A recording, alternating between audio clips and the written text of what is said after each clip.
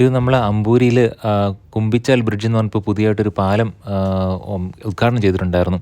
അപ്പം ആ ഒരു ബ്രിഡ്ജിലേക്ക് നമ്മൾ പോകുന്ന വഴി കണ്ട ഒരു ചെറിയൊരു തടാകം പോലെയാണ്. ഇതൊരു നെയ്യാർ ഡാമിൻ്റെ ക്യാച്ച്മെൻറ്റ് ഏരിയ ആണെന്നാണ് തോന്നുന്നത് കണ്ടിട്ട്.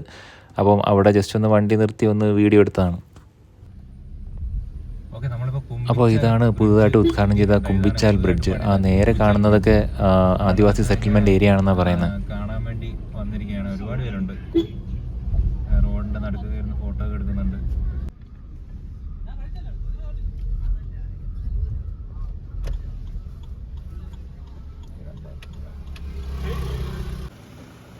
വണ്ടി അവിടെ പാർക്ക് ചെയ്തായിരുന്നു. പാർക്ക് ചെയ്തിട്ട് പിന്നെ ശരിക്കും പറഞ്ഞാൽ ബ്രിഡ്ജിൻ്റെ സൈഡിൽ കൂടെ താഴോട്ട് ഇങ്ങനെ കടവിലേക്ക് പോകാനുള്ളൊരു വഴിയുണ്ട്.